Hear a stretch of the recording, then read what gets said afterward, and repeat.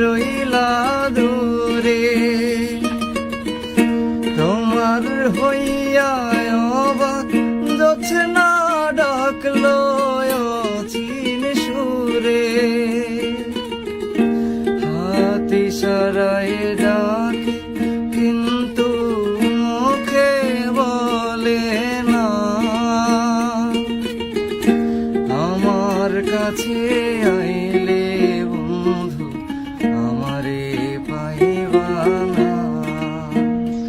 আমার ভাঙা ঘরে ভাঙা চালা ভাঙা বেড়ার ফাঁকে,